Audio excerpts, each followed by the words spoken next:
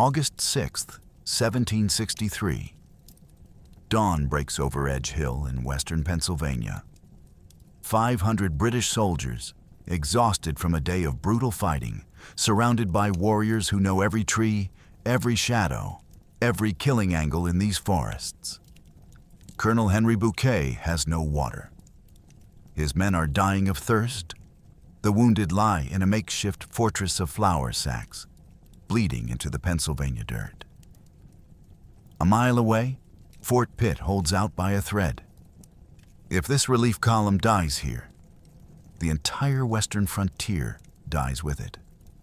By noon, 50 British soldiers will be dead, but 300 warriors will learn that retreat can be a weapon. Battles in the forest were not like battles in Europe. There were no neat lines, no parade ground discipline, just smoke, confusion, and warriors who could kill you from cover you never saw. The British had lost nearly every forest engagement for 8 years. They wore bright red coats in green forests. They stood in lines while warriors fought from behind trees. They died predictably. But on August 6th, 1763, one Swiss-born colonel would prove that adaptation mattered more than tradition. By the end of this video, you'll understand how a feigned retreat, one of the most complex maneuvers in military history, destroyed a confederacy of warriors who had never lost on their own ground. You'll see the deliberate tactical deception that turned British weakness into fatal bait. The moment when retreat became encirclement, the bayonet charge that shattered the myth of forest invincibility.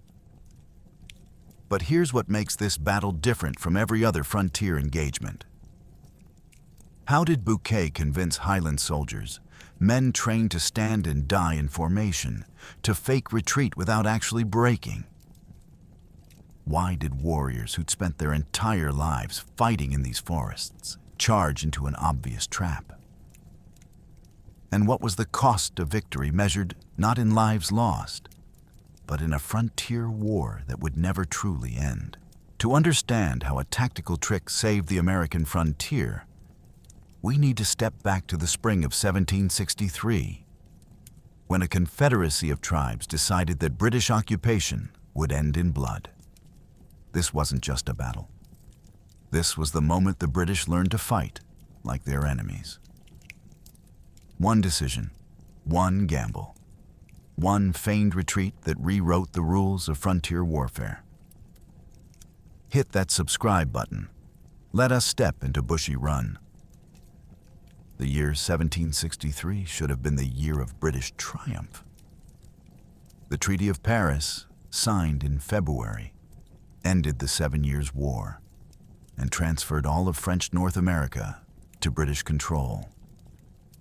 From the Atlantic to the Mississippi, from the Great Lakes to the Gulf of Mexico, the map showed red.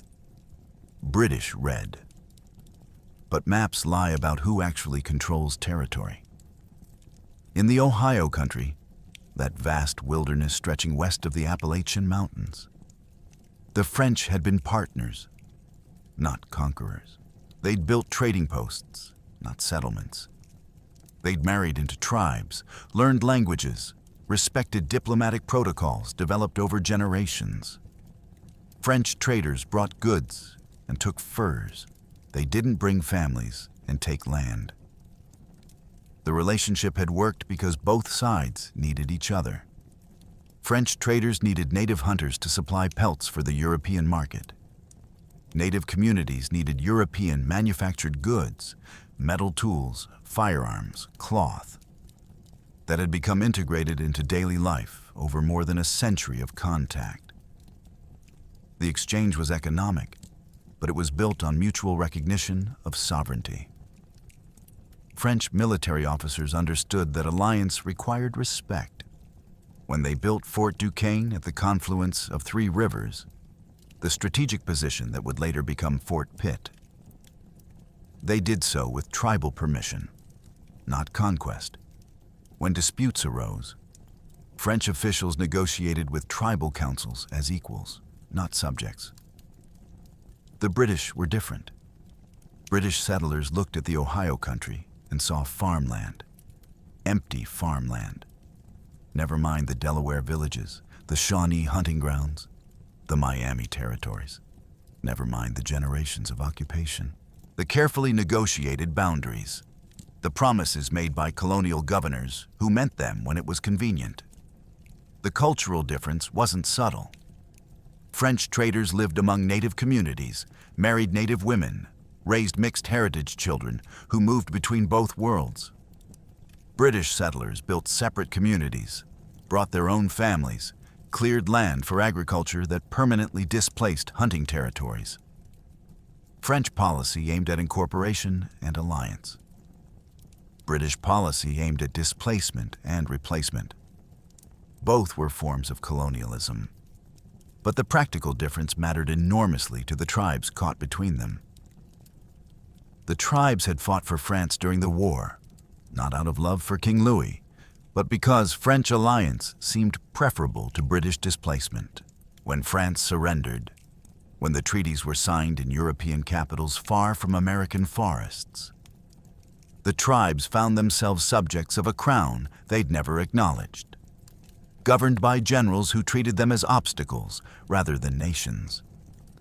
The transition happened with brutal speed. In 1758, British forces captured Fort Duquesne and renamed it Fort Pitt. By 1760, French military presence in the Great Lakes region had effectively collapsed. By 1763, the Treaty of Paris formalized what battlefield defeat had already determined. France was gone from North America. The tribes watched their European partner vanish and found themselves facing an empire that viewed their continued presence as temporary inconvenience.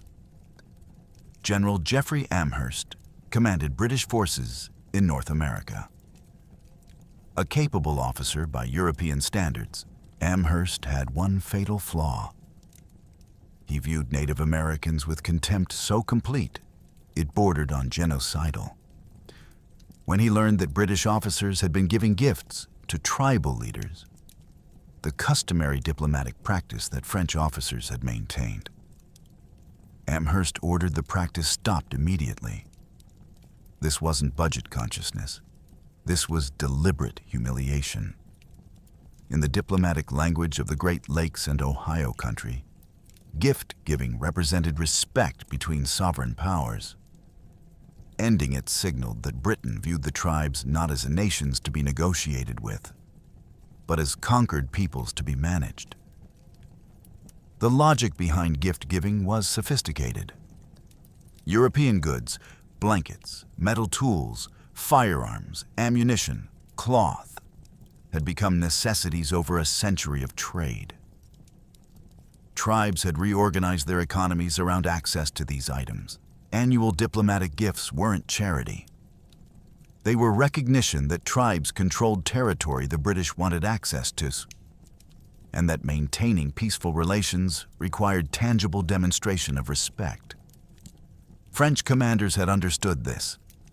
They'd given gifts regularly, held councils where tribal leaders could air grievances, maintained the fiction, and sometimes the reality, that alliance was partnership between equals.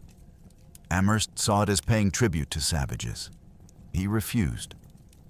The economic impact was immediate. Tribes that had become dependent on European manufactured goods suddenly found access restricted. Hunters couldn't get ammunition. Families couldn't replace worn-out tools. The goods that British traders did make available came at exploitative prices that most couldn't afford. Amherst went further. He restricted the sale of gunpowder and ammunition to tribes, claiming it would prevent hunting accidents. In reality, it prevented hunting. Period. Tribes that had become dependent on firearms for hunting now faced starvation or submission. The restriction revealed either stunning ignorance of frontier economics or deliberate policy of subjugation through deprivation, probably both. Native hunters needed ammunition to hunt deer, elk, and other game that provided food, clothing, and trade goods. Restricting powder and shot meant restricting the ability to survive. Some tribes tried returning to bow hunting. But a century of firearms had meant a century of reduced emphasis on traditional archery skills. Younger generations had grown up hunting with guns. The knowledge of how to make effective bows and arrows hadn't vanished, but it had atrophied. You couldn't simply switch back overnight. The policy created exactly the desperation that breeds violence. British traders flooded into the Ohio country with cheap goods and cheaper ethics.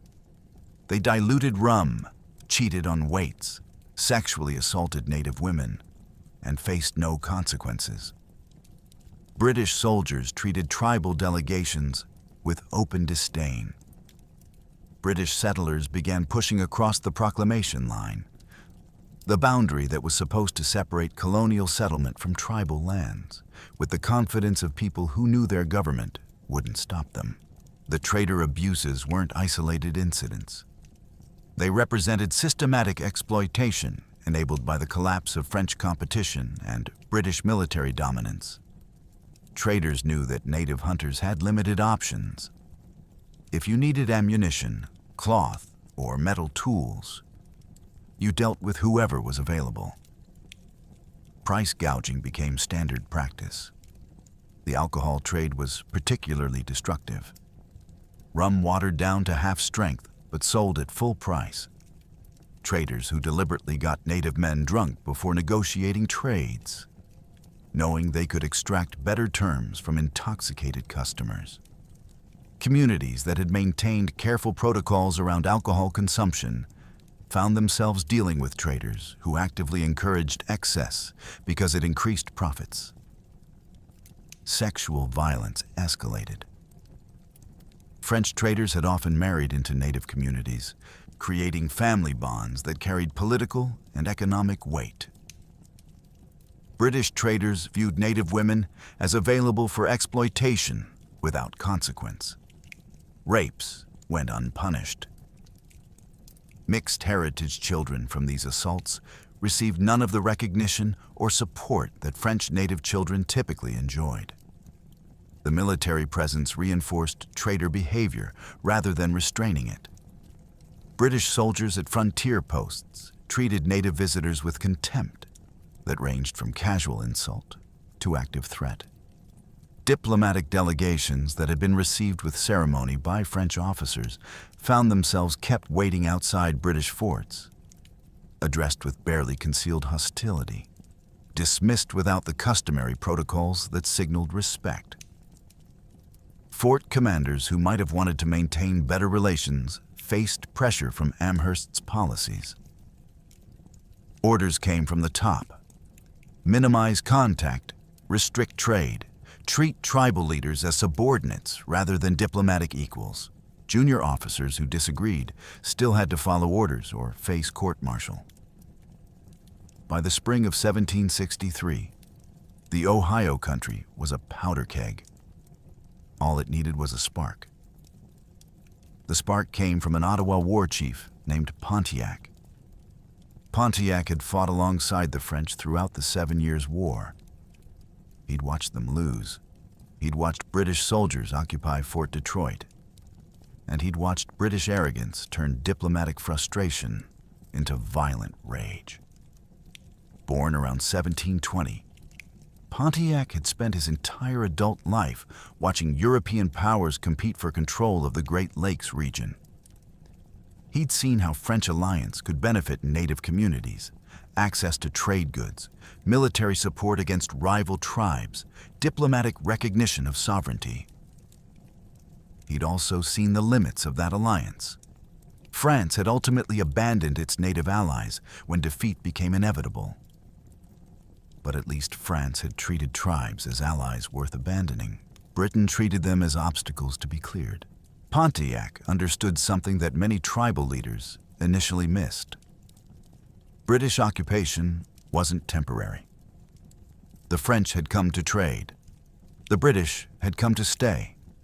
Every British fort represented permanent military presence. Every British trader represented advance scouts for settlers. Every cleared acre represented territory that would never return to tribal control. The question wasn't whether to resist. The question was whether resistance would be coordinated or isolated, strategic or reactive, timed for maximum effect or scattered across individual grievances. In April 1763, Pontiac convened a council near Detroit. Representatives from multiple tribes gathered to hear his proposal. A coordinated uprising across the entire frontier. Not random raids, not individual grievances. Systematic warfare designed to drive the British out of the Ohio country completely. The speech Pontiac gave, preserved in accounts that may be somewhat embellished but capture the essential message, painted British occupation as existential threat. The British brought disease, displacement, and destruction. They didn't hunt the land, they cleared it. They didn't trade for furs, they traded for territory. If the tribes didn't act now, they would wake up one day surrounded by British farms where their villages used to stand. The argument combined practical strategy with spiritual authority. Pontiac presented himself as carrying a message from the Master of Life. A religious vision that called for rejection of European goods, return to traditional practices, and unified resistance against British encroachment. This spiritual dimension mattered. Pan-tribal unity was difficult to achieve because individual tribes had separate interests, historical rivalries, and different relationships with European powers. Framing resistance as spiritual mandate helped overcome these divisions. If the Master of Life demanded unity, refusing to join became not just political disagreement, but spiritual failure. The response was overwhelming. By May, tribes across the region were moving. Not just Ottawa, Delaware, Shawnee, Mingo, Huron, Miami, Kickapoo. Even tribes that had previously maintained neutrality or British alliance decided the risk of British expansion outweighed the risk of British retaliation. The coordination was remarkable. Without modern communications, without central command structure, tribes separated by hundreds of miles launched attacks within days or weeks of each other. The synchronization suggests planning that had been developing for months. Messengers carrying wampum belts and coordinating timing. Local leaders preparing their warriors while maintaining operational security against British intelligence. What followed became known as Pontiac's Rebellion, though that name understates both the scale and the sophistication of what happened. The name itself is problematic. Calling it Pontiac's Rebellion suggests a single leader commanding unified forces, which overstates Pontiac's control. He was the catalyst, the primary organizer, the symbolic figurehead. But the uprising was a confederacy, not a hierarchy.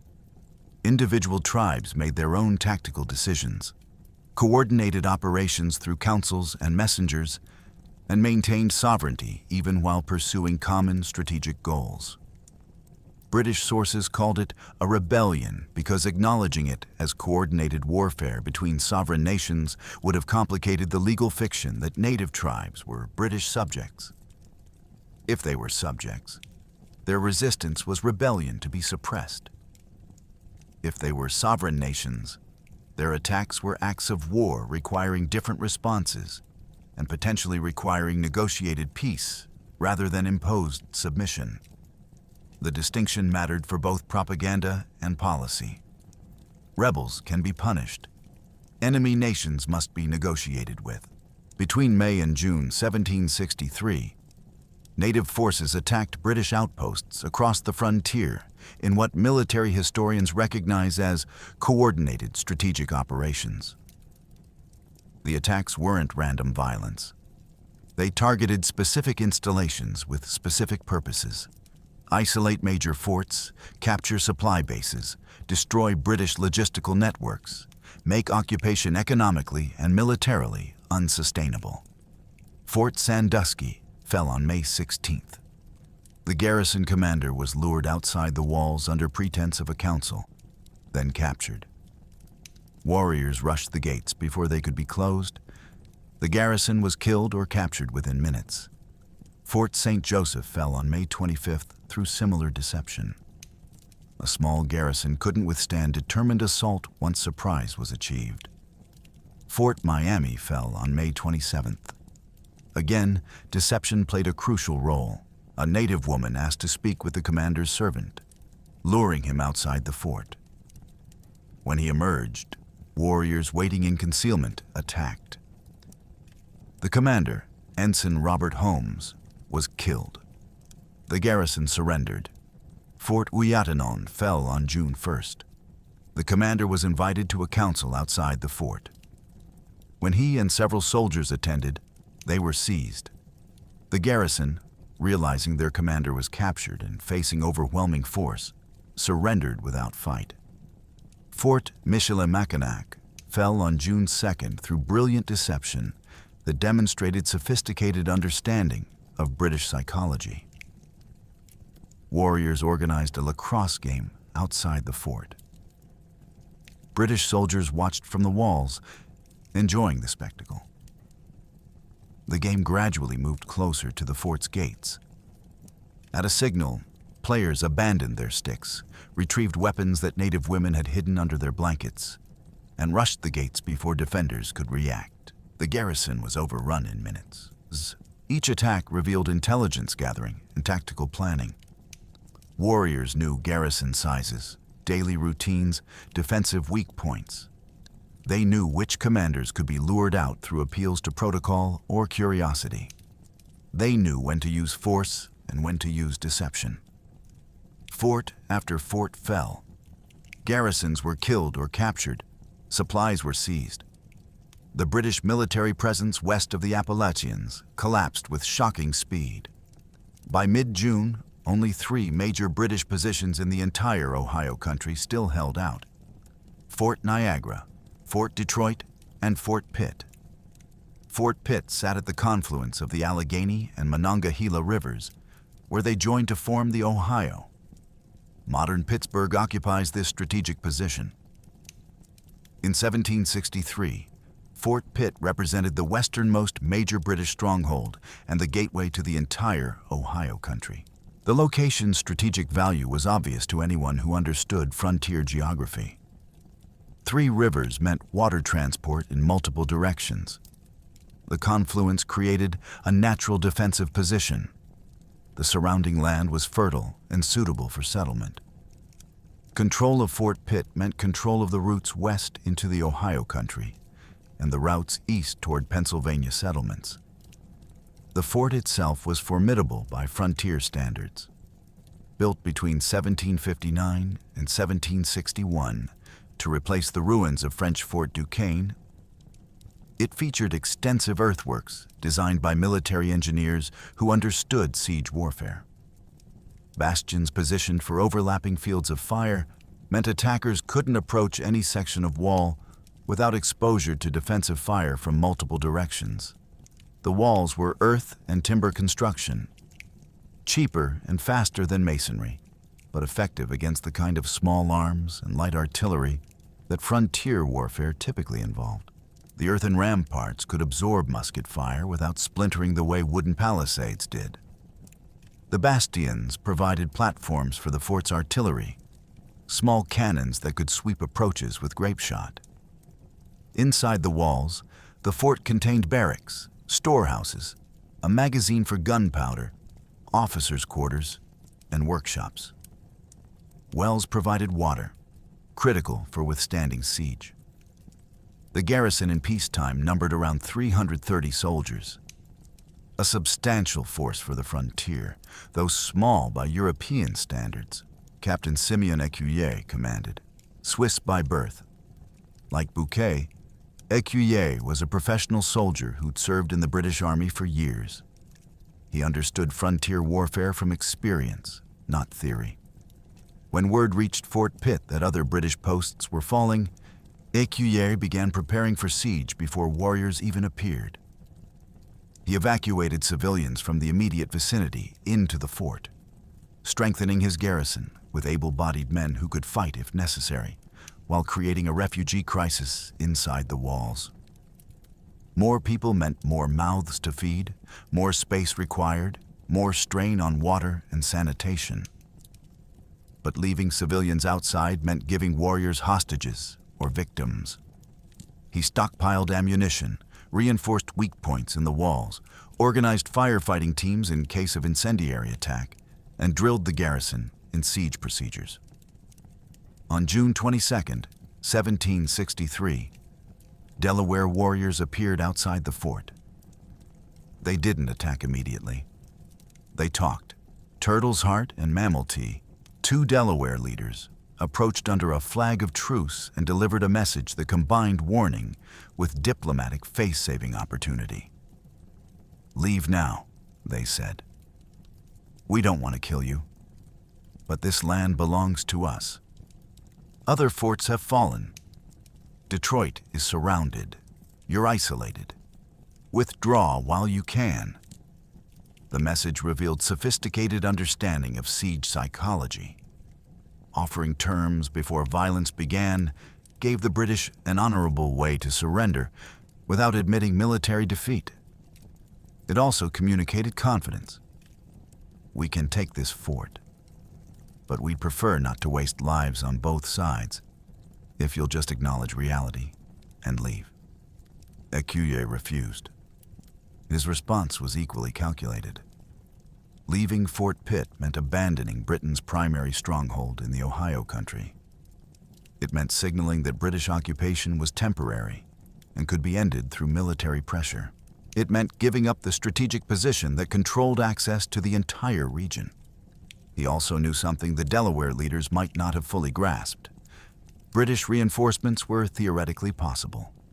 Courier routes to the east still functioned, though dangerously. If he could hold long enough, relief might arrive.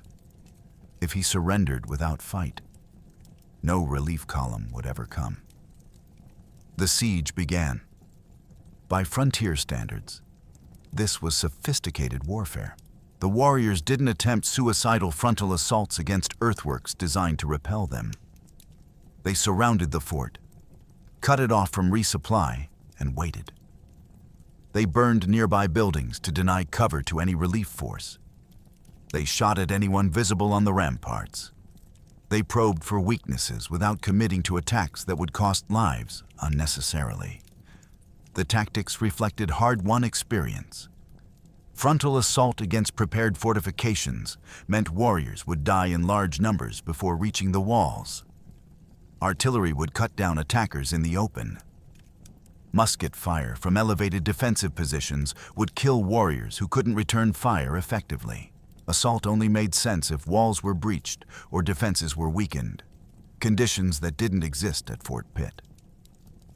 So the warriors settled in for siege, cut off supplies, wait for thirst, hunger, or disease to weaken the garrison, prevent outside communication, make British occupation so costly that evacuation became preferable to continued defense.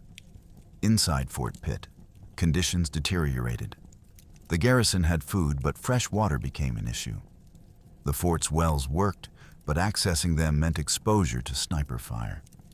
Soldiers died filling water barrels. Disease spread in the cramped, unsanitary conditions. The civilian refugees who'd fled to the fort for protection added mouths to feed without adding fighting strength. Summer heat intensified the misery. Hundreds of people packed inside earthwork walls with limited shade. The stench of unwashed bodies, inadequate latrine facilities, and livestock kept inside the walls became overwhelming. Soldiers and civilians alike suffered from dysentery, the inevitable result of water sources contaminated by too many people in too small a space. The psychological pressure was worse than the physical discomfort. Warriors controlled everything outside the walls. Every supply of firewood required armed escort. Every trip to the river for water risked sniper fire. The defenders could see smoke from burning buildings, could hear occasional gunfire when warriors tested the defenses, could watch the forest knowing that hundreds of enemies waited there. Sleep became difficult. Sentries had to remain alert through the night. Warriors might probe defenses in darkness, testing whether guards were vigilant or had grown complacent. The constant state of alertness wore men down faster than actual combat. Écuyers maintained discipline through a combination of competence and necessity. The garrison knew their situation. They knew other forts had fallen. They knew relief might not come. But they also knew that surrender meant uncertain fate. Possibly safe conduct east, possibly captivity, possibly death depending on how angry the warriors were. So they held, because there was no better option. Écuyers had another problem. Several of his men were sick with smallpox, a disease that Europeans had developed some resistance to, but that killed Native Americans in catastrophic numbers. Whether what happened next was Écuyers' idea or orders from Amherst, who we know from preserved correspondence explicitly suggested using smallpox as a weapon, remains debated by historians. The correspondence is damning. In July 1763, Amherst wrote to Colonel Henry Bouquet suggesting, "Could it not be contrived to send the smallpox among those disaffected tribes of Indians? We must on this occasion use every stratagem in our power to reduce them." Bouquet replied, "I will try to inoculate the bastards with some blankets that may fall into their hands, and take care not to get the disease myself." Amherst responded approvingly, "You will do well to try to inoculate the Indians by means of blankets, as well as to try every other method that can serve to extirpate this execrable race." The language reveals more than intent. Extirpate means eradicate, eliminate, destroy, utterly. This wasn't military strategy against enemy combatants. This was genocidal thinking applied to entire populations. During a parley on June 24th, before this correspondence was written, British officers gave Delaware leaders 2 blankets and a handkerchief from the fort's smallpox hospital. Whether this crude attempt at biological warfare actually spread the disease is unknown. Smallpox was already present in many tribal communities. Epidemics had swept through native populations periodically throughout the 18th century. Determining whether specific outbreaks resulted from deliberate infection versus natural spread is impossible with available evidence. But the intent was clear and documented. British military leadership was willing to use epidemic disease as a weapon. Whether the specific attempt at Fort Pitt succeeded or failed doesn't change the moral calculus. The siege continued through July. Écuyers sent messengers east, requesting relief. Some got through the warrior blockade, some didn't. Those who made it brought word that Fort Pitt was still holding, but wouldn't last indefinitely. In Carlisle, Pennsylvania, about 200 miles to the east, Colonel Henry Bouquet received orders to organize a relief expedition. Everything depended on what happened next. Picture a man who doesn't fit anywhere and somehow fits everywhere. Henri-Louis Bouquet, born in 1719 in Rolle, Switzerland, was a professional soldier in an era when profession mattered more than nationality. He wasn't British by birth. He was Swiss, from a French-speaking family of moderate means. His father was a road mender and part-time innkeeper. Solid working-class background, but nothing that predicted military distinction. Young Bouquet received education at a religious school, enough to read, write, and study military theory. But his future wasn't predetermined by aristocratic privilege. The path to military service for a Swiss youth of modest means ran through European armies that hired professional soldiers regardless of nationality. Switzerland had long traditions of providing mercenary troops to European powers, Swiss guards at the Vatican, Swiss regiments in French and Dutch service. Military service offered upward mobility for young men with ability, but no inherited wealth. By the 1750s, Bouquet had served in the Dutch army, the Sardinian army, and eventually the British Army as a lieutenant colonel in the Royal American Regiment, a unit specifically created to fight in North America and staffed with foreign-born officers who understood European military theory but weren't constrained by rigid British class prejudices about who deserved command. The Royal Americans were an experiment in military innovation. Created in 1755, the regiment recruited from German-speaking populations in the American colonies and Europe. Officers included Swiss, German, and other continental Europeans who brought different military traditions and tactical perspectives. The regiment was designed specifically for frontier warfare. Lighter infantry, more flexible tactics, willingness to adapt European methods to American terrain. Bouquet brought European training to American warfare. But unlike many British officers who tried to impose European tactics unchanged on American terrain, Bouquet adapted. He'd spent years on the frontier. He'd fought in the Forbes expedition that captured Fort Duquesne in 1758, marching through the same Pennsylvania forests where he'd eventually fight at Bushy Run. He'd seen what happened to British columns that marched in neat lines through forests, where warriors used trees as mobile fortifications. He'd studied the disaster of Braddock's defeat in 1755, where British regulars following European doctrine had been slaughtered by French and native forces using woodland tactics. He'd learned from those failures in ways that many British officers, constrained by pride and institutional conservatism, refused to. He'd also seen what worked. Bouquet was one of the first British officers to advocate for light infantry tactics in North America. Skirmishers who could fight dispersed, use cover, and match Native American mobility without abandoning European discipline entirely. His 1757 Manual on Light Infantry Tactics influenced British military doctrine for decades. He understood that fighting in American forests required different formations, different movement techniques, different thinking about what constituted proper military behavior. European parade ground perfection meant death in Pennsylvania wilderness. By 1763, Bouquet was 44 years old, experienced, practical, respected by his men for competence rather than aristocratic bloodline. Known as a commander who planned thoroughly, adapted quickly, and genuinely cared whether his soldiers lived or died. A quality that seemed less common among British officers than it should have been. And now he was tasked with marching 500 soldiers through 200 miles of hostile territory to relieve a fort surrounded by warriors who just captured 8 British positions in 6 weeks. The assignment was professional soldiers' nightmare. Every mile would be dangerous. Every camp would be vulnerable.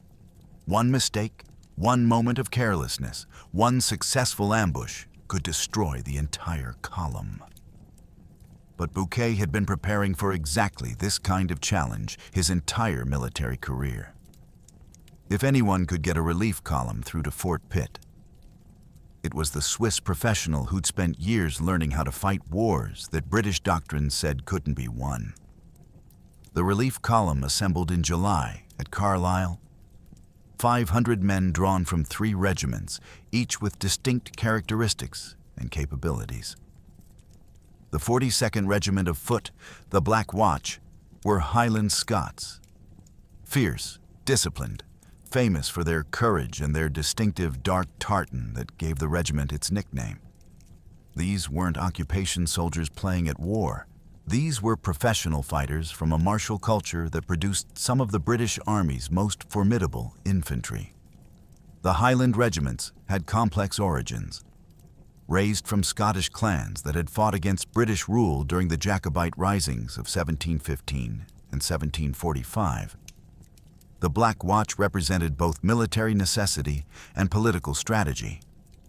Britain needed troops who could fight effectively. The Highlands provided warriors. Recruiting Highlanders into British service simultaneously gained skilled soldiers and reduced the threat of future Highland rebellions. The soldiers of the 42nd brought more than fighting ability.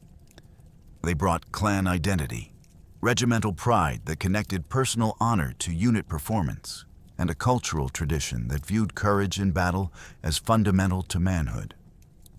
They would stand when militia might break. They would follow orders even when those orders seemed insane.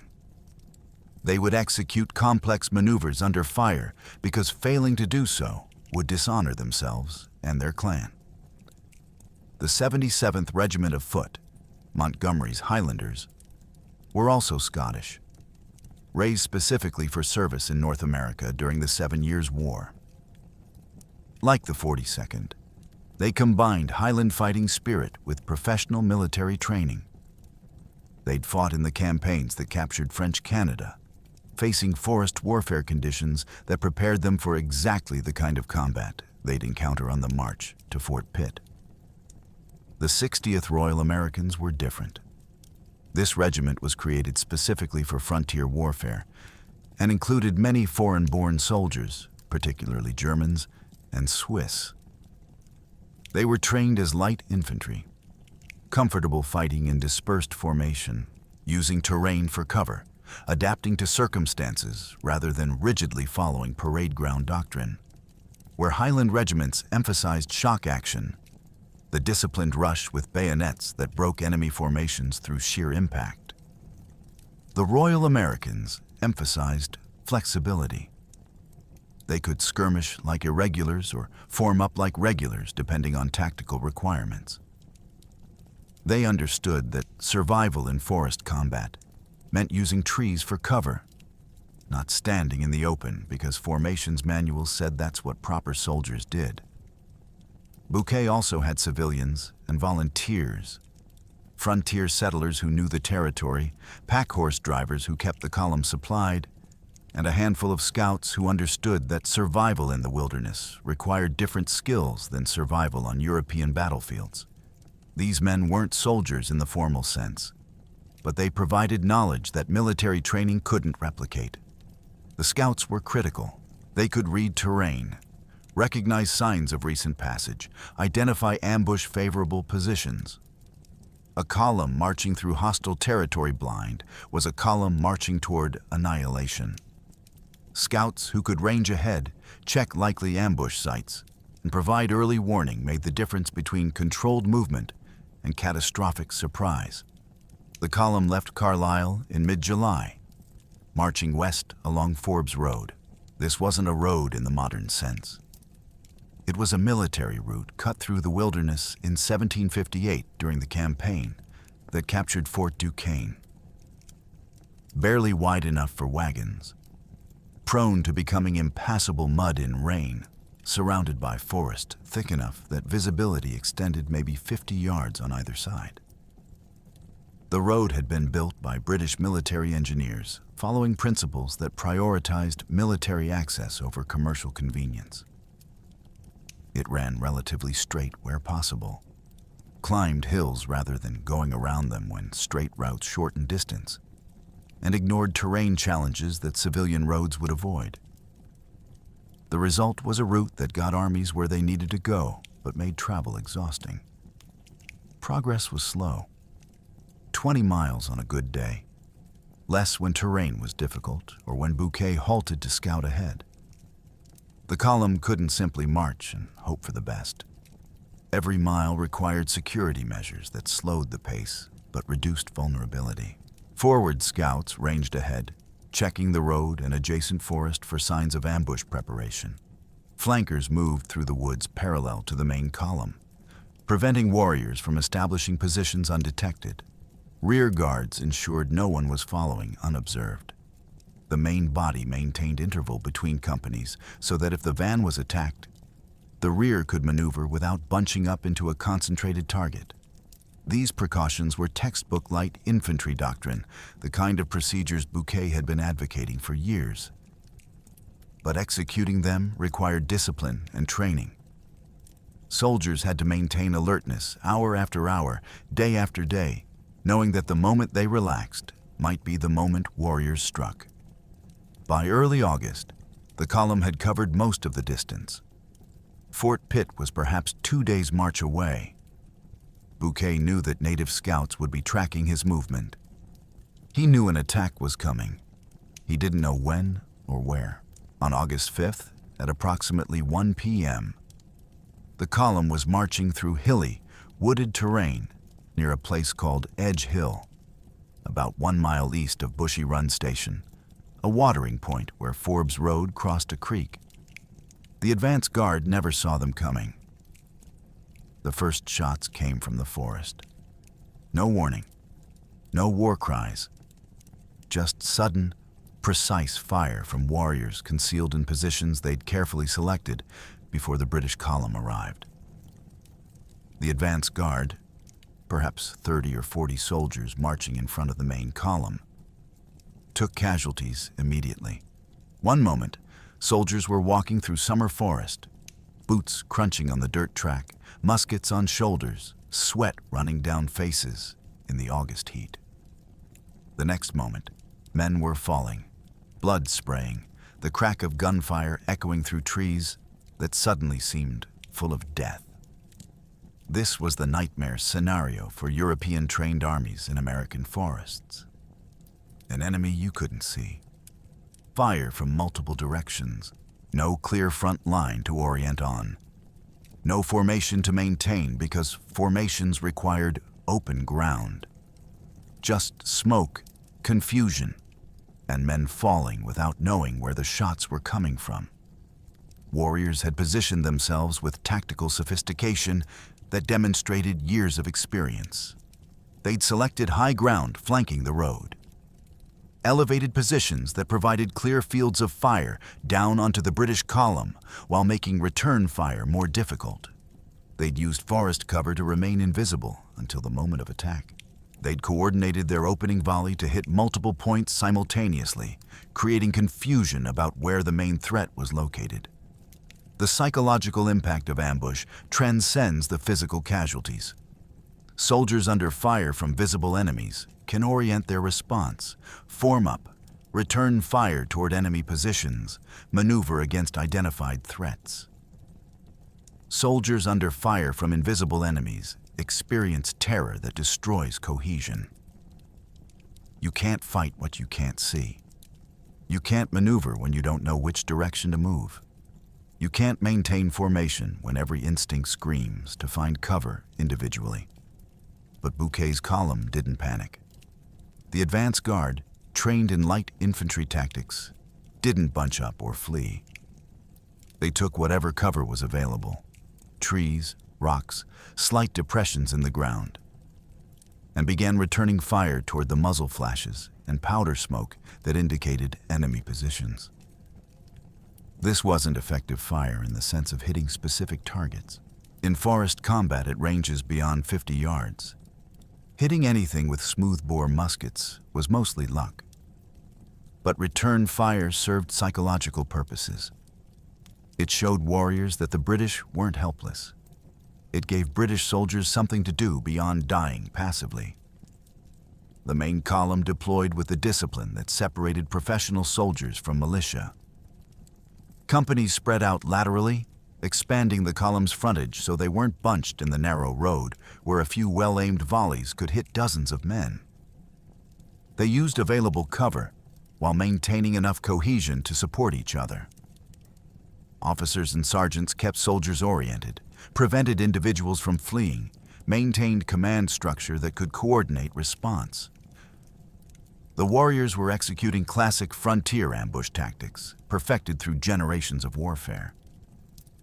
They'd positioned themselves on high ground flanking the road. They had overlapping fields of fire. If British soldiers took cover from one position, they'd be exposed to fire from another. They could shoot and relocate before return fire could be effective, using forest cover to move between positions without exposing themselves. They could maintain pressure without exposing themselves to the kind of massed volleys that European tactics relied on. Fire, move. Fire again from a different position. Keep the enemy disoriented, bleeding, unable to fix your position long enough to bring superior firepower to bear. For several hours, the battle settled into a brutal pattern. Warriors would fire from concealment. British soldiers would return fire toward the sound and smoke. Casualties mounted on both sides, though the warriors held the advantage. They chose when to engage. They controlled the terrain. They could withdraw if pressure became too intense and re-establish positions elsewhere. British soldiers began dying from wounds that, in a city with doctors and proper facilities, might have been survivable. Gut shots meant slow death from infection. Shattered limbs meant bleeding out unless tourniquets could be applied quickly. Head and chest wounds meant instant or near-instant death. The wounded who couldn't walk became burdens for their comrades. Men who had to be carried or dragged while under fire, reducing the number of soldiers who could fight effectively. The pack animals, horses and cattle the column was driving to supply Fort Pitt, became casualties and complications. Wounded animals screamed and thrashed. Dead animals blocked the trail. The supplies they carried had to be redistributed or abandoned. Every animal killed was food and transportation lost, weakening the column's ability to sustain itself, even if it survived the battle. Bushy, positioned where he could observe the developing engagement, faced immediate tactical decisions that would determine whether his command survived the day. Bushy faced a decision. He could try to force march toward Bushy Run Station, where water was available. But moving a column under fire through dense forest against an enemy who could strike from any direction risked disintegration into scattered groups that could be destroyed piecemeal. Or he could find defensible ground and hold until he could break the pattern. He chose defense. About a mile back along the road was Edge Hill, a slight elevation that at least offered some advantage in visibility. Bushy ordered a fighting withdrawal, not a retreat. A deliberate movement rearward while maintaining formation and continuing to engage. The withdrawal worked because of discipline. Highland regulars and Royal Americans moved by companies, one group providing covering fire while another pulled back, then reversing the process. The wounded were carried. The pack animals, carrying critical supplies, were protected in the center of the formation. By sunset, the British had formed a defensive perimeter on Edge Hill. Bushy ordered the construction of a redoubt, a hasty fortification using whatever materials were available. Soldiers stacked flour sacks to create a barrier. They formed the pack animals into a circle in the center of the perimeter. The wounded were placed inside this makeshift fort, along with the remaining water supply. The exhausted soldiers dug shallow trenches, cut fields of fire, positioned sentries, and tried to rest while knowing that dawn might bring annihilation. As darkness fell, the firing stopped. The warriors withdrew to their own positions.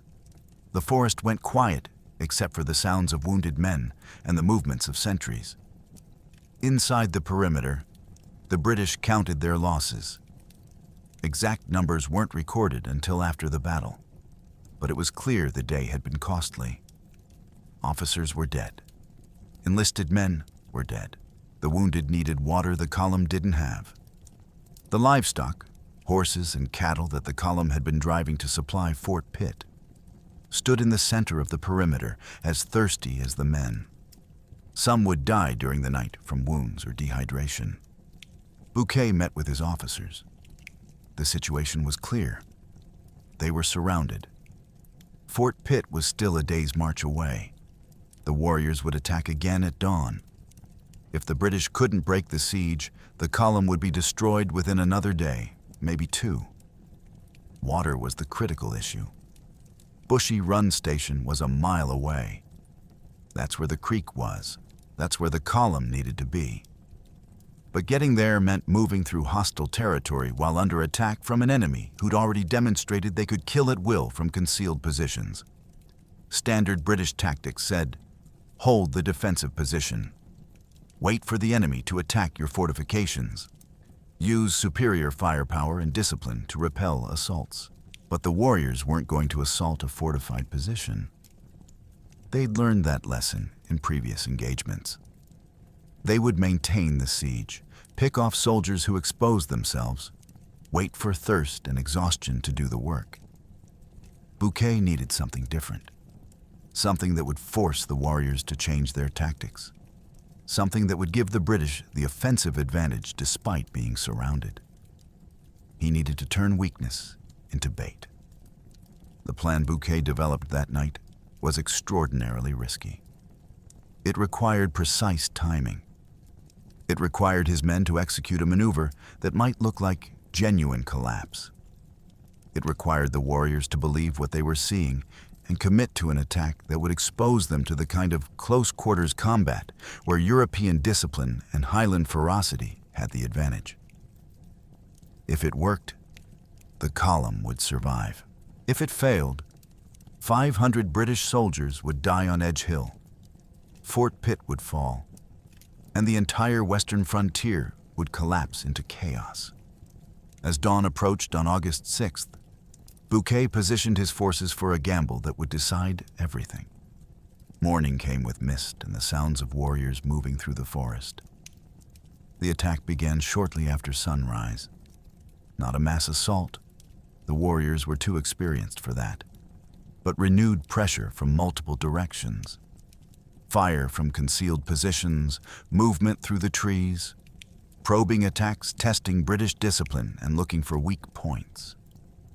The British returned fire, but their situation had deteriorated overnight. The wounded needed water desperately. The soldiers had been awake most of the night. Ammunition was being expended at a rate that couldn't be sustained indefinitely. The livestock were dying. Bouquet watched the pattern of the attack develop. The warriors were focusing pressure on particular sections of the perimeter, trying to collapse the line at the weakest point. This was intelligent tactics.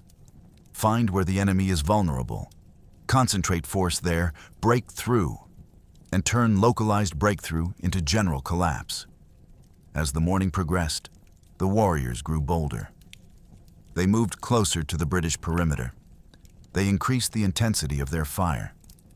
They sensed that the British were nearing a breaking point. And then Bouquet gave the order. 2 companies of the 42nd Highlanders, perhaps 80 to 100 men positioned on one section of the perimeter, began to pull back. They didn't break. They didn't run. They withdrew in formation, stepping rearward while still facing outward, moving toward the center of the defensive position. The maneuver had to look convincing without becoming real. If the Highlanders believed they were genuinely retreating, they'd break and run. Once panic set in, rallying became nearly impossible. But if the withdrawal looked too controlled, too organized, warriors watching from the forest would recognize it as feigned and refuse to commit. The officers commanding those companies had to walk a psychological tightrope, maintain just enough cohesion that the companies could reform and counterattack, appear just disorganized enough that watching warriors would believe pressure had created genuine collapse. From the warriors' perspective in the forest, this looked like exactly what they'd been trying to achieve. Pressure had created a gap. The British line was collapsing. The redcoats were retreating. This was vindication of their tactics. They'd maintained assault through hours of fighting. They'd seen British casualties accumulate. They'd watched the defensive perimeter contract. And now, finally, they were seeing the pattern they'd observed in previous battles. British formations cracking under sustained pressure in unfamiliar terrain. The warriors rushed forward. This is where the gamble either worked or killed everyone. If the warriors recognized the withdrawal as a feint, they'd continue using forest cover and refuse to commit. If the British companies that were retreating actually broke under pressure, the feigned withdrawal would become a real collapse, and the entire defensive position would disintegrate. But the Highlanders held their discipline, and the warriors committed to the attack. Dozens of warriors, exact numbers are impossible to determine from the historical record. but enough to represent a significant portion of the attacking force, broke from cover and rushed toward the gap in the British line. They'd fought British soldiers for years. They'd seen what happened when redcoat formations started to crumble. Press the advantage, turn withdrawal into rout, destroy the enemy while they're vulnerable. The charge across open ground must have taken seconds.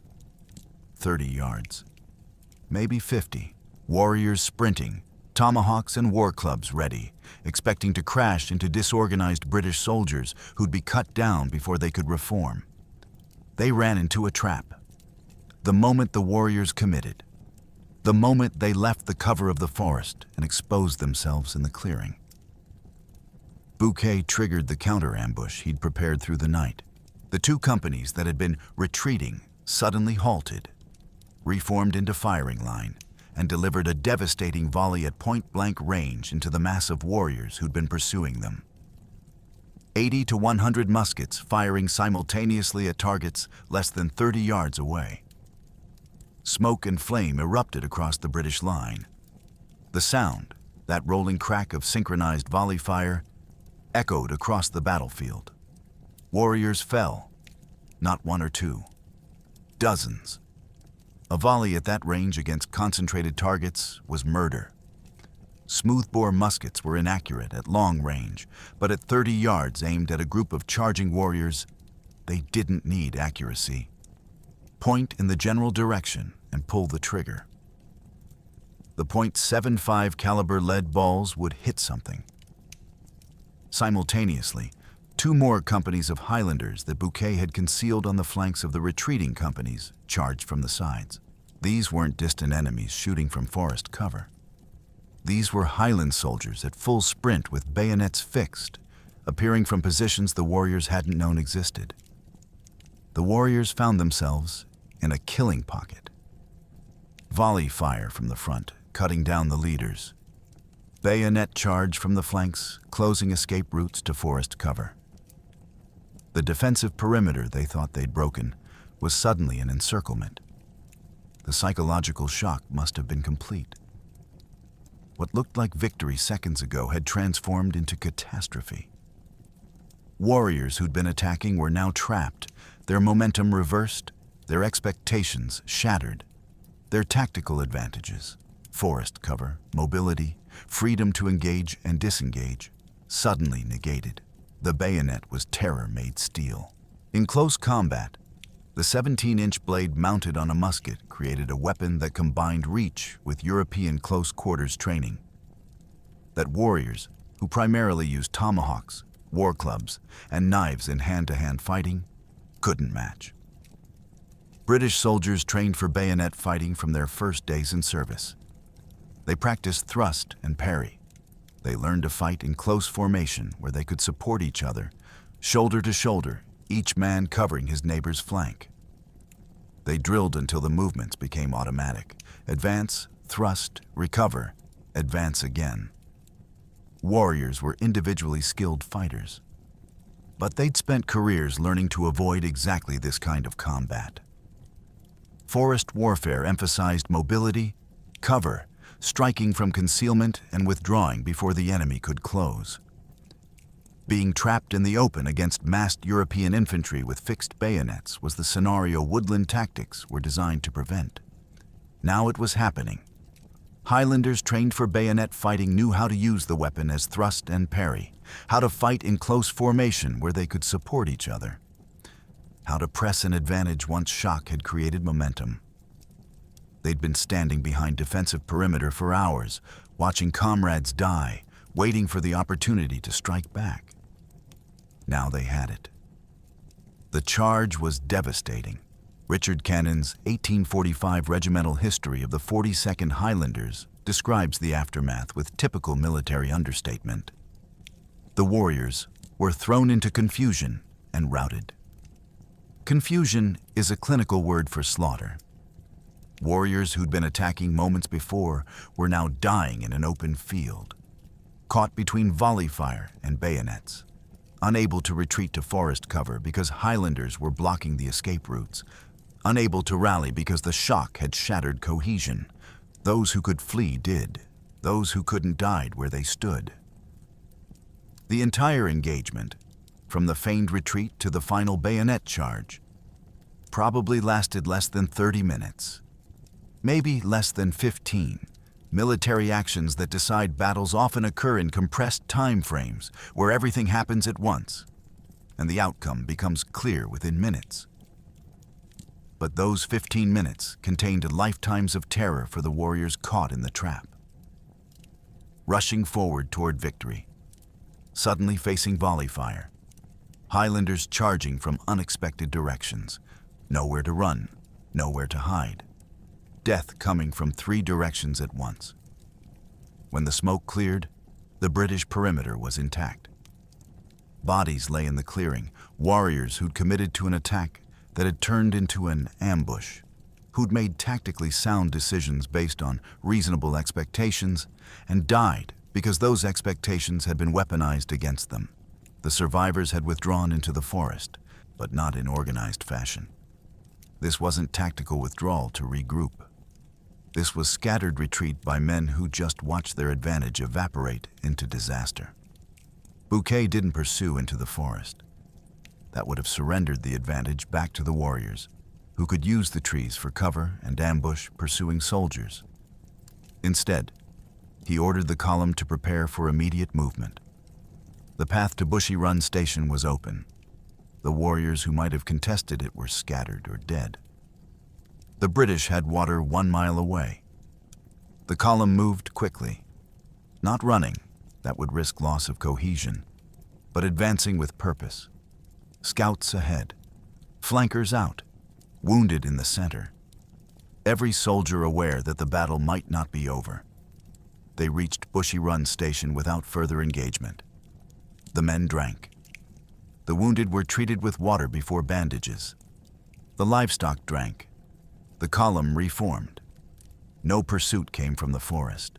The warriors who'd held every advantage the previous day, terrain knowledge, mobility, concealment, had been shattered by a tactical trick that turned their attack into suicide. By afternoon, Bouquet's column was marching toward Fort Pitt. 2 days later, they reached the fort. The siege was lifted. The garrison was saved. The battlefield accounting reveals the mathematics of frontier warfare. British casualties, 50 dead, 36 wounded. Total, 86 out of 500 soldiers engaged. A casualty rate of approximately 17%. The 42nd Highlanders suffered the worst, 29 killed. These were elite soldiers, the best Britain had in North America. Their regimental culture of courage in the face of overwhelming odds meant they'd held ground when militia might have broken. They'd executed the feigned retreat with discipline that made it believable, and they delivered the bayonet charge that won the battle. The 60th Royal Americans lost 7 killed. The 77th Highlanders lost 6. 8 civilians and volunteers died. Frontier settlers who joined the expedition and paid the full price of their courage. The wounded, 36 men, faced the brutal reality of 18th century military medicine. Gunshot wounds in an era before antibiotics meant infection was nearly as deadly as the initial trauma. Some of the wounded would die in the days after the battle from complications.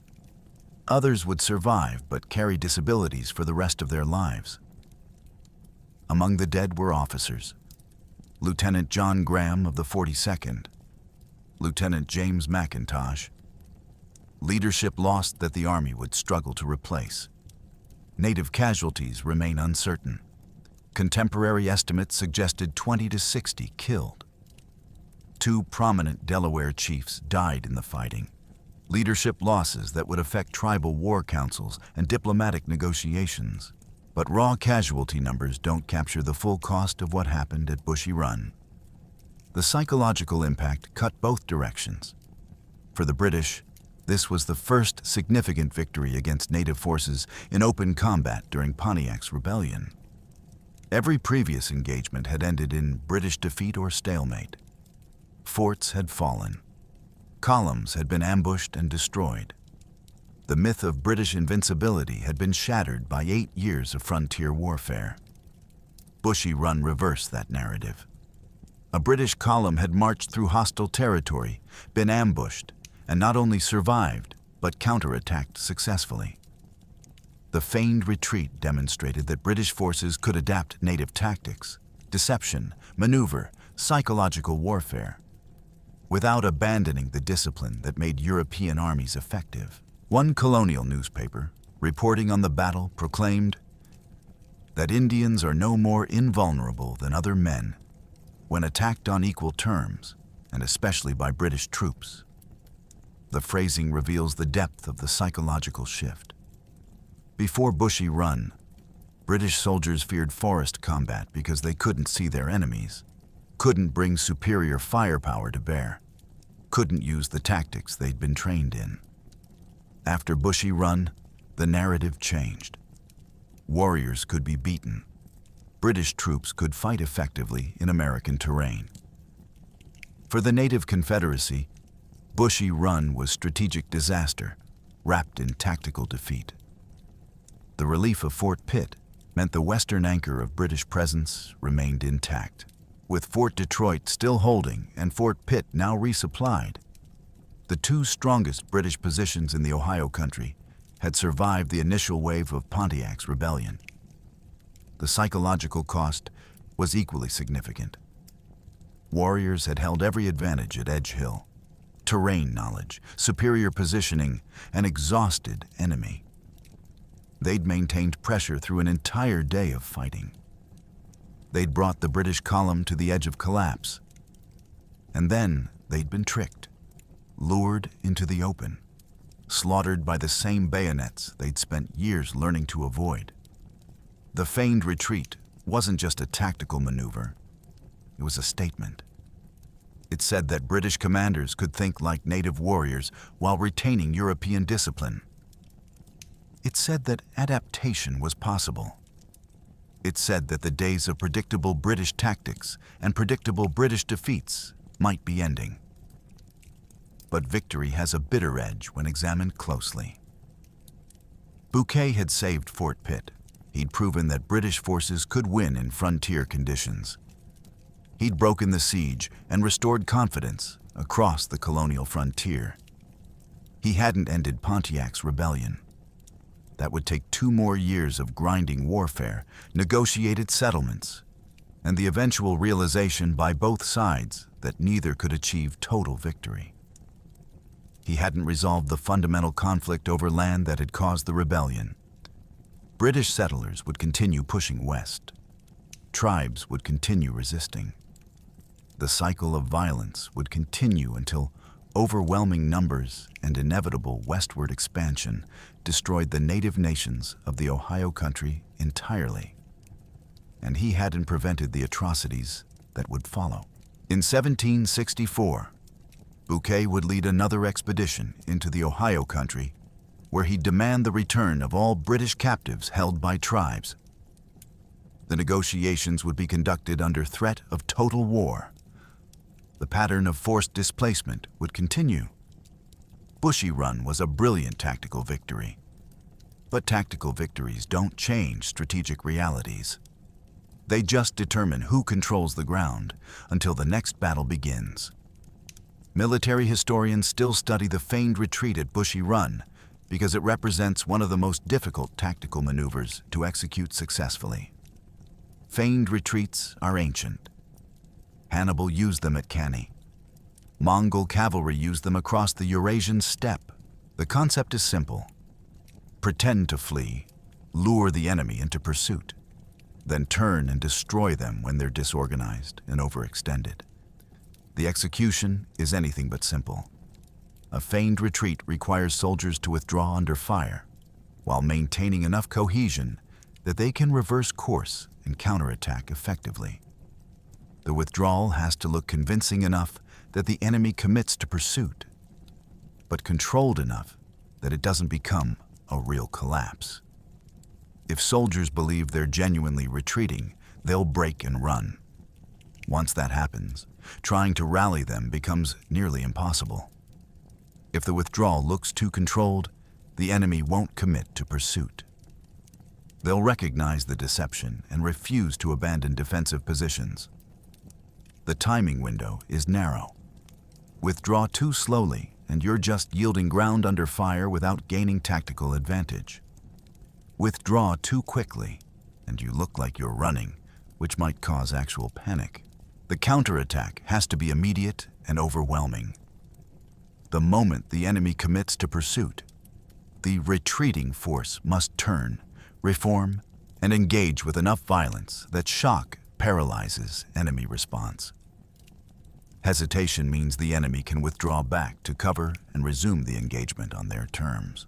What made Bouquet's execution at Bushy Run particularly sophisticated was the integration of multiple elements. The bait. 2 companies of Highlanders withdrawing in visible formation, creating a gap in the British perimeter that looked like collapse under pressure. The discipline. Those companies maintaining cohesion during withdrawal despite being under fire, despite knowing that if they actually broke, the entire plan would fail. The concealed hammer. 2 additional companies positioned on the flanks, invisible to warriors in the forest, ready to charge the moment the enemy committed. The timing. The counterattack triggered at the precise moment when warriors had left cover but hadn't yet closed with the retreating companies, the window when they were most vulnerable. The violence. Volley fire and bayonet charge executed with enough ferocity that shocked warriors couldn't rally or retreat effectively. Every element had to work. If the Highlanders who were retreating broke, the plan failed. If the flanking companies charged too early or too late, the warriors would escape back to cover. If the initial volley didn't create enough shock, the warriors might have time to scatter and avoid the bayonet charge. Bouquet got all of it right. But why did the warriors fall for it? The psychology of combat explains much. By the morning of August 6th, the warriors had been fighting for over 24 hours. They'd maintained pressure on a British position. They'd seen British casualties. They'd seen the defensive perimeter contract. When 2 companies began to withdraw, it looked like vindication of their tactics. Press hard enough, long enough, and British discipline cracks. This was the pattern they'd seen in previous engagements. British soldiers, when pushed past their breaking point in unfamiliar terrain against an enemy they couldn't see, eventually collapsed. The warriors committed to the pursuit because everything they'd experienced in frontier warfare suggested that a withdrawing formation under pressure was a formation about to break completely. They were wrong, but they were wrong based on reasonable assessment of prior experience. The feigned retreat worked because Bouquet understood both his own forces and his enemy. He knew Highland soldiers could maintain discipline during withdrawal because they'd been trained for exactly that kind of complex maneuver.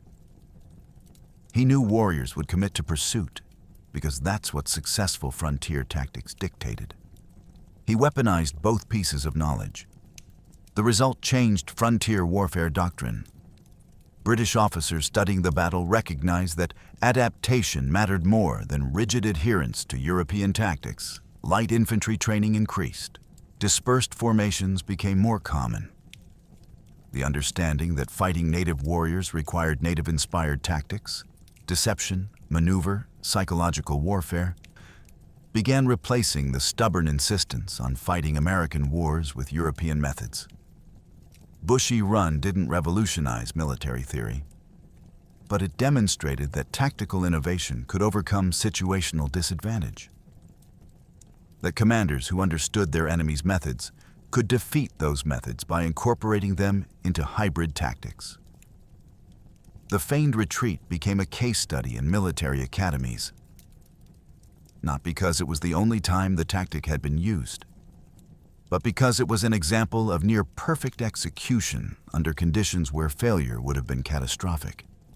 Bouquet had one chance. He used it perfectly. and 500 British soldiers lived long enough to see Fort Pitt because a Swiss colonel understood that sometimes retreat is the most aggressive action available. Fort Pitt held, that single fact changed the trajectory of Pontiac's rebellion.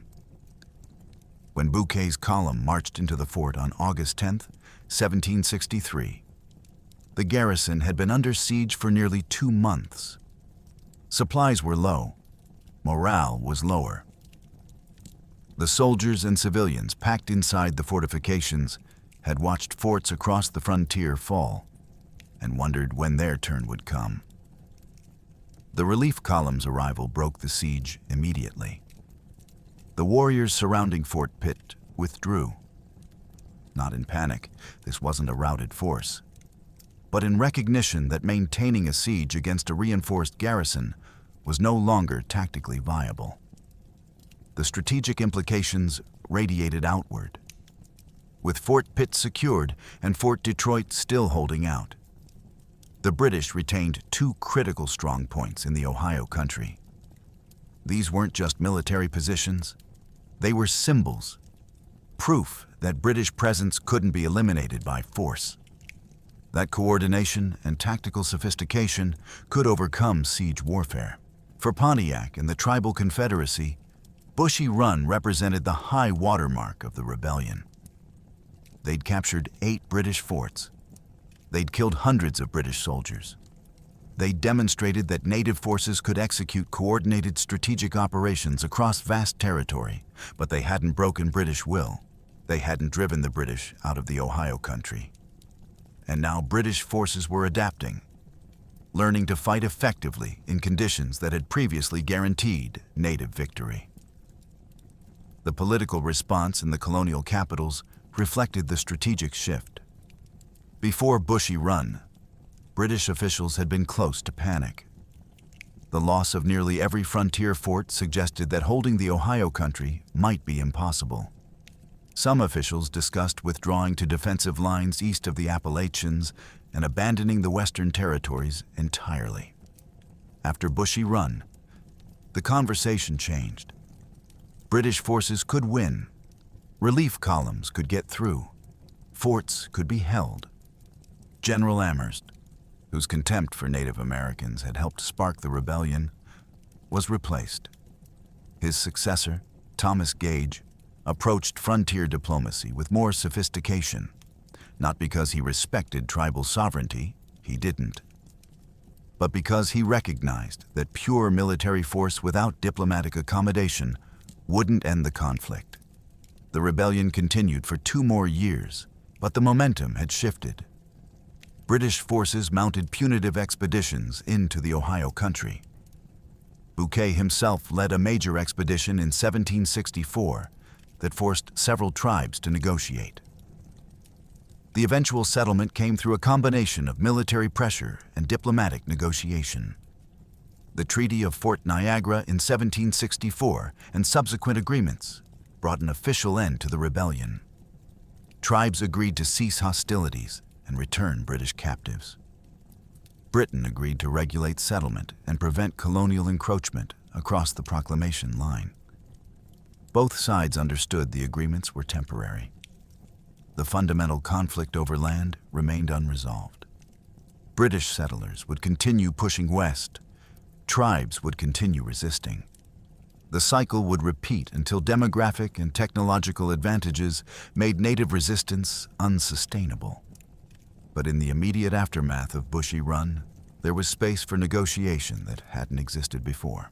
Both sides had demonstrated they could inflict serious costs on the other. Both sides had incentive to find terms short of mutual annihilation. The battle's impact on military doctrine was more lasting than its impact on policy. British Army manuals began incorporating lessons from frontier warfare. Light infantry tactics received formal recognition. Training emphasized adaptability rather than rigid adherence to parade ground formations. The understanding that different theaters required different approaches, that what worked in Europe might fail in America, became institutional knowledge. Bouquet himself became recognized as one of the British Army's most innovative tacticians. His writings on frontier warfare influenced military thinking for decades. When the American Revolution began in 1775, British officers on both sides drew on lessons learned in conflicts like Pontiac's Rebellion. The feigned retreat at Bushy Run entered military curriculum as an example of tactical deception executed under near-impossible conditions. Military theorists studied the timing, the coordination, the psychological dimensions of convincing an enemy that weakness was real when it was actually bait. But there's a darker legacy worth acknowledging. Bushy Run was fought in the context of a conflict that included deliberate use of biological warfare, systematic destruction of native villages, forced displacement of entire populations, and the eventual elimination of native sovereignty in the Ohio Country. Bouquet's tactical brilliance saved 500 British soldiers and preserved British presence in territory that would become Pennsylvania, Ohio, and the broader Midwest.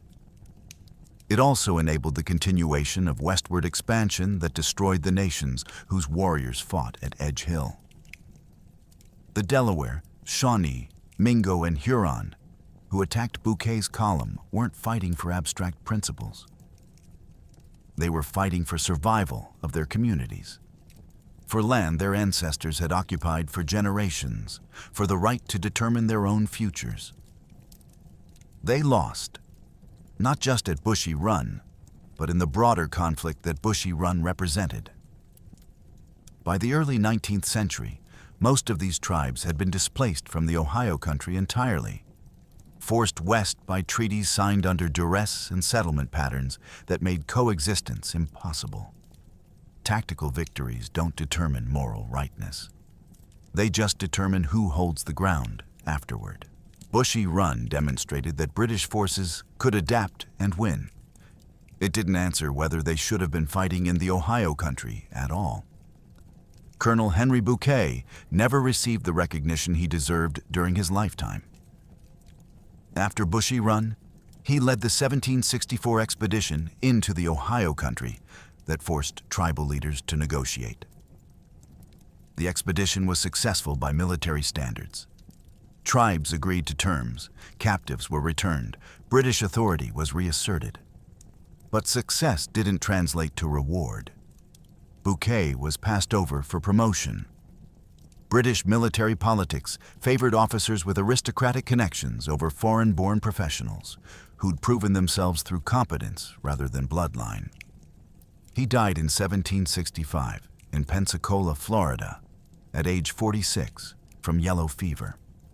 Never married, no children. His personal effects were minimal. A professional soldier's life leaves little room for accumulation. His tactical writings survived. An historical account of the expedition against the Ohio Indians was published in 1765 and became required reading for British officers serving in North America. His innovations in light infantry tactics influenced military doctrine for generations. But popular memory forgot him. There's no Bouquet Square in Philadelphia, no monuments commemorating his campaigns, no place in the pantheon of famous military commanders. He was too foreign to be claimed by British national memory, too military to be romanticized by American frontier mythology. The 42nd Highlanders, the Black Watch, continued as one of Britain's most distinguished regiments. They fought in the American Revolution, the Napoleonic Wars, both world wars, and conflicts across the British Empire's long history. Their regimental culture maintained the memory of Bushy Run as an example of Highland courage and tactical discipline. The individual soldiers who fought that day vanished into historical silence. We don't know the names of most of the 50 who died. We don't know which specific warriors fell in the bayonet charge. We don't know what happened to the 36 wounded British soldiers beyond the bare fact that they were wounded. Military history preserves systems and commanders. It forgets individuals unless they achieved notable things afterward or died in particularly dramatic fashion. The native leaders who fought at Bushy Run suffered various fates. Gaya Suta, a Seneca leader who participated in the battle, survived and continued negotiations with British officials for years afterward. He walked the impossible line between resistance and accommodation, trying to preserve what could be preserved while accepting what couldn't be changed. Kikyu, identified in some sources as one of the Delaware leaders, was killed either during the battle or in its immediate aftermath. The circumstances of his death aren't detailed in historical records. Most of the warriors who fought at Bushy Run returned to their villages, resumed their lives, and faced the grinding reality that tactical defeat was only part of a larger strategic disaster. The rebellion would end. British presence would continue. The proclamation line would be violated. Settlers would keep coming. Within a generation, most of their descendants would be living west of the Mississippi, displaced from the Ohio country by demographic pressure that no amount of tactical brilliance could resist. Pontiac himself, whose rebellion gave the conflict its name, was assassinated in 1769 by a Peoria warrior, possibly at the instigation of British traders. His pan-tribal coalition had collapsed. His vision of united resistance had proven temporary. The frontier bouquet fought to preserve filled with settlers. The military road he'd marched along became a migration route. The land where 50 British soldiers died became farms, towns, eventually cities. Pittsburgh sits where Fort Pitt once stood. The strategic confluence of rivers that made the fort valuable makes the modern city economically vital. Millions of people live within 100 miles of where Bouquet executed his feigned retreat. Almost none of them know it happened. The site of the battle became Bushy Run Battlefield Park in 1930, one of Pennsylvania's historic sites. It's small, just a few hundred acres. A museum explains what happened. Walking trails trace where the British perimeter probably stood. On busy days, maybe a few dozen visitors show up, mostly local history enthusiasts, school groups on field trips, people who stumbled across it by accident. The battlefield is quiet now. No monuments to individual soldiers, no markers showing where specific warriors fell. Just grass and trees, and a few interpretive signs explaining that something important happened here once. Bouquet deserved better. The Highland soldiers who held discipline during the feigned retreat deserved better. The warriors who fought for their homeland deserved better. But history isn't about deserving. It's about what gets remembered and what gets forgotten. Tactical brilliance gets studied in military academies. Strategic implications get analyzed in history departments. Individuals get buried by time unless they achieved fame beyond the battlefield. Bushy Run saved the American frontier from collapse. Bouquet's feigned retreat changed frontier warfare doctrine. The Highland bayonet charge broke a siege that might have ended British presence in the Ohio country, and almost nobody remembers. Ask 100 Americans to name Revolutionary War battles, and you'll get Lexington, Concord, Bunker Hill, Saratoga, Yorktown. Ask them about French and Indian War battles, and maybe you'll get Quebec or Fort Duquesne if they paid attention in history class. Ask about Bushy Run, and you'll get blank stares. The forgetting follows patterns. First, timing. Bushy Run happened in 1763. Caught in the historical gap between the French and Indian War, which ended that same year, and the American Revolution, which began in 1775. It's part of Pontiac's rebellion, a conflict that doesn't fit neatly into American national mythology. The French and Indian War gets remembered because it set the stage for the Revolution.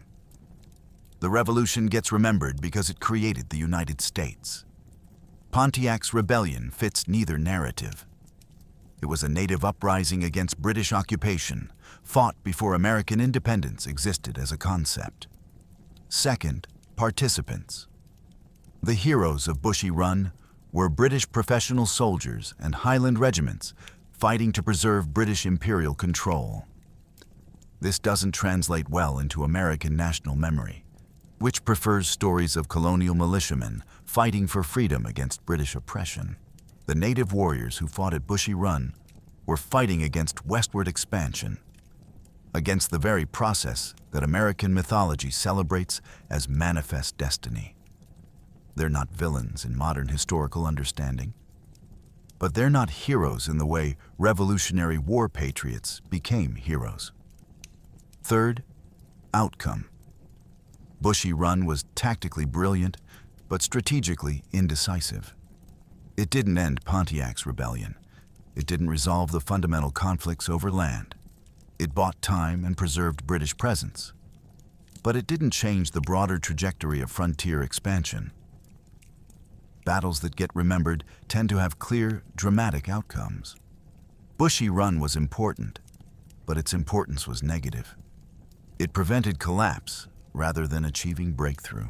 Negative victories don't generate epic narratives. Fourth, documentation. We have good sources for Bushy Run: military reports, contemporary accounts, regimental histories.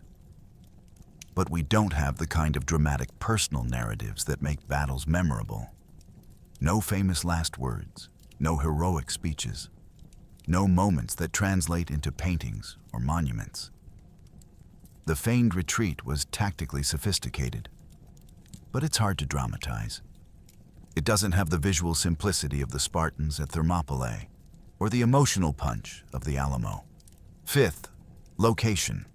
The battlefield is in western Pennsylvania, not on major tourist routes, not near major cities.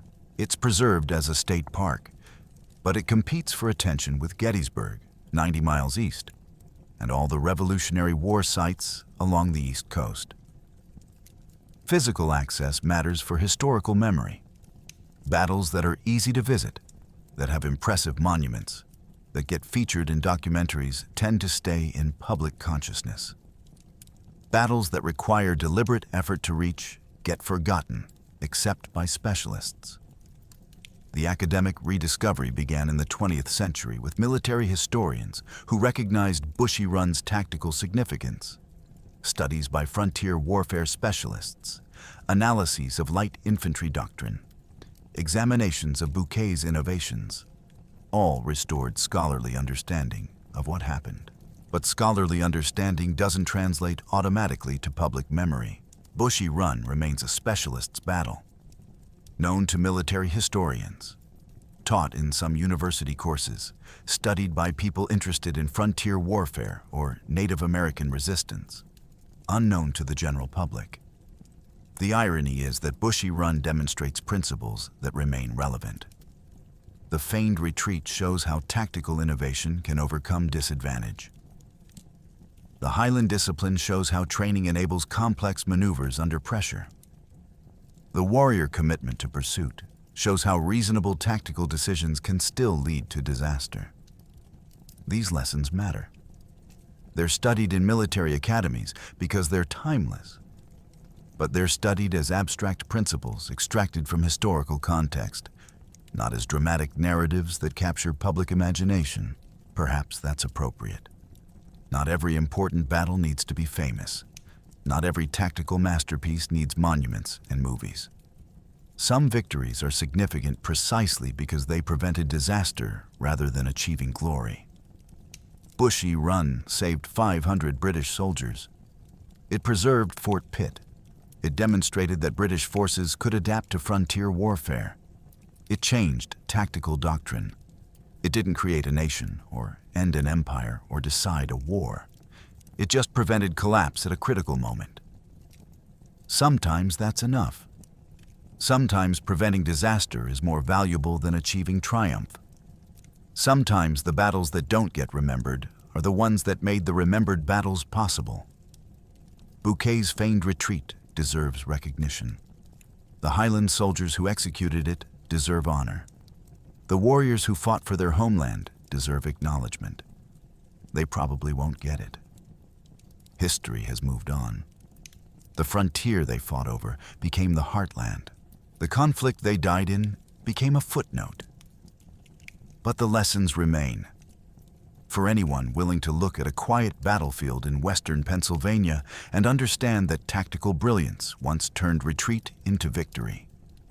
That discipline once made deception believable. That sometimes preventing defeat matters more than achieving victory. The grass grows on Edge Hill. The markers stand silent. And almost nobody knows what happened there. Modern military academies study the famed retreat at Bushy Run for principles that transcend 18th century warfare. Adaptation over doctrine. Bouquet didn't try to fight a European battle in American forest. He adapted native tactics, deception, maneuver warfare, psychological operations, while retaining European discipline. The synthesis worked because it took the best of both approaches. Modern counterinsurgency doctrine echoes this principle. Match the enemy's methods while maintaining your advantages. Discipline enables deception. The feigned retreat only worked because Highland soldiers could withdraw under fire without actually breaking. Lesser troops attempting the same maneuver would have collapsed into genuine retreat. Training determines what's possible. Discipline determines what's executable under pressure. Psychology multiplies force. The warriors who rushed forward from cover weren't stupid. They were making reasonable tactical decisions based on patterns they'd seen repeatedly. Bouquet weaponized those expectations. He created a situation where the enemy's experience became a trap. Modern warfare still operates on this principle. If you can predict enemy response, you can shape the battlefield to punish that response. Timing is everything. The counterattack had to trigger at the precise moment when warriors had committed to pursuit, but hadn't yet closed with the British lines. Too early, and they'd retreat to cover. Too late, and they'd be among the British troops where bayonets couldn't be brought to bear effectively. Bouquet got it exactly right. Modern operations, from ambushes to airstrikes, still depend on timing windows measured in seconds. Terrain awareness matters. Bouquet understood that Edge Hill provided just enough elevation advantage to justify defensive positioning. He understood that the forest provided cover for warriors until they committed to open ground pursuit. He used terrain as a weapon by creating conditions where the enemy would abandon their terrain advantages. Every military manual emphasizes terrain analysis because Bushy Run and 1,000 other battles prove it determines outcomes. Integrated operations beat single advantages. The feigned retreat combined infantry withdrawal, concealed flanking forces, volley fire, and bayonet charge. Each element supported the others. Remove any piece and the plan fails. Modern combined arms doctrine, infantry, armor, artillery, air support, applies the same principle across different technologies. Morale is measurable. The British soldiers on Edge Hill were exhausted, thirsty, surrounded, and watching their livestock die. Morale should have collapsed. It didn't, because they believed their commander had a plan and they trusted their training. Modern militaries invest heavily in morale maintenance because battles like Bushy Run demonstrate that psychological resilience can overcome physical disadvantage. Strategic value exceeds tactical cost. Bushy Run cost 50 British lives, a significant loss for a 500-man column. But those 50 deaths prevented the loss of Fort Pitt, which would have meant the loss of the entire western frontier. The calculus is brutal, but unavoidable. Some casualties prevent larger disasters. Strategic thinking requires this kind of ruthless arithmetic. Innovation requires risk. Bouquet's feigned retreat was extraordinarily risky. If it failed, 500 soldiers would die. He chose to gamble rather than accept slow attrition through siege. Modern military theory distinguishes between acceptable risk, calculated chances taken for strategic gain, and reckless risk, gambling without proper assessment. Bouquet's maneuver was the former. The line between them determines which commanders are remembered as brilliant and which as criminally negligent. Victory doesn't guarantee recognition. Bouquet executed near-perfect tactics under impossible conditions and died in obscurity. This matters for understanding military history. Fame and competence don't correlate perfectly. Some brilliant commanders get remembered, others get forgotten. The lesson for students: study the forgotten battles as carefully as the famous ones. Sometimes the best examples are the ones that didn't make the movies. The final lesson is darker and more complex. Tactical brilliance in service of strategic injustice remains tactical brilliance. Bouquet's feigned retreat would be studied in military academies, even if the British cause in the Ohio country had been completely unjust. The maneuver's execution was near perfect, regardless of the broader context. Modern military ethics struggles with this tension. How do we acknowledge tactical skill while questioning strategic purpose? How do we study battles as professional case studies while remembering that real people died fighting for causes that retrospect reveals as flawed or worse? Bushy Run forces this question.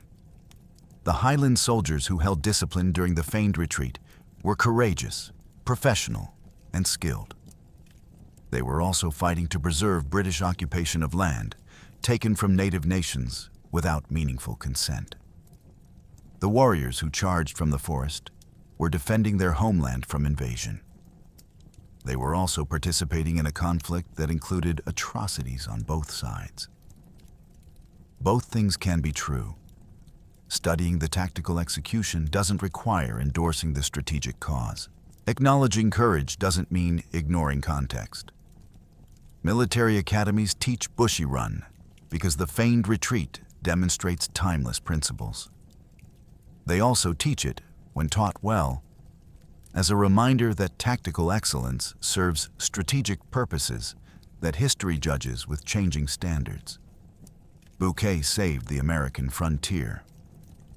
From the British perspective in 1763, this was unambiguous good. From the perspective of the Delaware, Shawnee, Mingo, and Huron fighting for their land, it was unambiguous disaster. Both perspectives inform modern understanding. Neither can be dismissed. The lessons of Bushy Run remain relevant precisely because they're complicated. Tactical innovation matters. Adaptation matters. Discipline matters. And the purposes to which these principles are applied matter just as much. Study the feigned retreat for its execution. Study the broader conflict for its context. Understand both to understand anything. August 6, 1763. Edge Hill, Western Pennsylvania. 50 British soldiers dead. Estimates suggest 20 to 60 warriors killed. Numbers that seem small in the arithmetic of history, but represented complete disaster to the families who received the news. A relief column survived. A fort held. A frontier remained under British control. One tactical trick, a feigned retreat executed with precision that bordered on perfection, prevented collapse that would have cascaded across the entire Ohio country. Bouquet understood something essential about warfare. Your enemy's expectations are a weapon if you know how to use them. The warriors expected British formations to break under sustained pressure. They'd seen it happen repeatedly. So Bouquet made it look like it was happening again. And when they committed, when they left the forest cover that protected them and rushed toward what looked like victory, he triggered the trap. 2 companies of Highlanders suddenly reformed. 2 more companies charged from concealment. Volley fire and bayonets turned pursuit into slaughter. Disciplined violence executed at the precise moment when shock would paralyze response. The warriors who survived scattered into the forest. The siege of Fort Pitt collapsed. The British retained their western strongpoint. Pontiac's rebellion continued for 2 more years. The fundamental conflicts over land continued for generations. The tactical brilliance at Bushy Run didn't resolve the strategic disaster of competing claims to the same territory, but it prevented immediate catastrophe. It demonstrated that adaptation mattered more than tradition.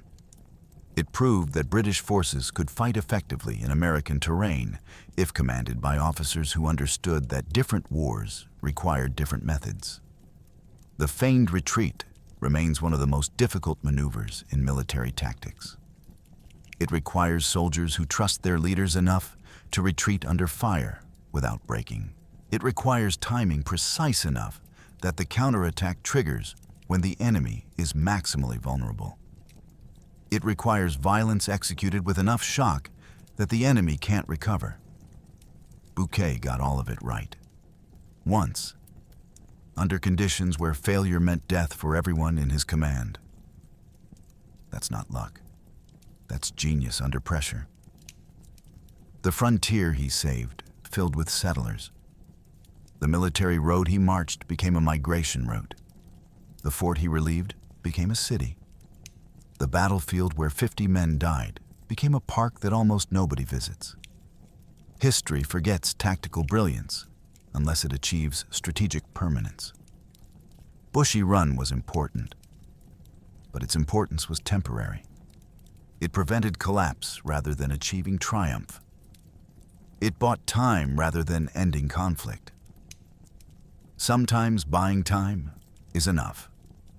Sometimes preventing disaster matters more than achieving glory. Sometimes the battles that don't make the history books are the ones that made the history books possible. The warriors who fought at Bushy Run were defending their homeland. The soldiers who fought were following orders and trusting their commander. Both groups showed courage. Both paid prices that abstract strategy can't capture. Modern military academies study the feigned retreat. They teach the timing, the coordination, the psychological dimensions of turning weakness into bait. They analyze Bouquet's decisions and extract principles applicable across technological eras.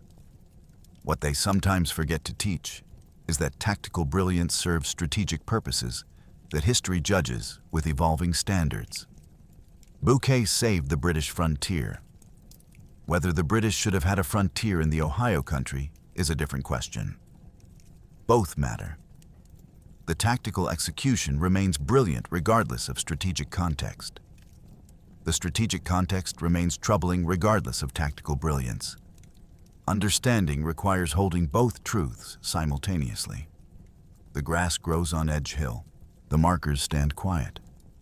A few dozen people visit each year to walk trails that approximate where British lines held, where warriors attacked, where the feigned retreat turned into counterattack. Most Americans have never heard of Bushy Run. Most will never learn that a Swiss colonel saved the western frontier with a tactical trick that military theorists still study. Most will never know that Highland soldiers executed one of history's most difficult maneuvers under conditions where a single mistake would have killed everyone. That's history's brutality. Some battles change everything and get forgotten. Some tactical masterpieces vanish into obscurity because they prevented disaster rather than achieving glory. But the lessons remain. For anyone willing to study battles that didn't make movies, for anyone interested in tactical innovation that worked once, perfectly, when everything depended on it working. Bouquet had one chance. He used it. And 500 British soldiers lived to march into Fort Pitt because a commander understood that sometimes mathematics doesn't matter. Sometimes doctrine doesn't matter. Sometimes tradition doesn't matter. Sometimes the only thing that matters is recognizing that your enemy's expectations are a weapon and using those expectations to turn retreat into victory. The impossible became real on Edge Hill. Discipline made deception believable. Training made complexity executable. Timing made violence decisive. 50 men died. Hundreds lived. A frontier survived. And almost nobody remembers. But the feigned retreat waits in military manuals, ready to teach the same lesson to the next generation of commanders facing impossible odds.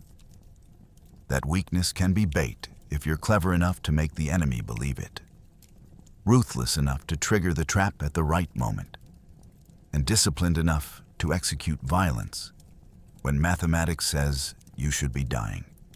August 6th, 1763, Edge Hill, Western Pennsylvania.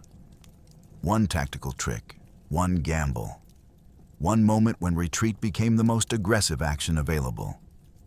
Sometimes preventing collapse is more valuable than achieving glory. Sometimes the forgotten battles matter most. Sometimes genius looks like retreat until the bayonets come out.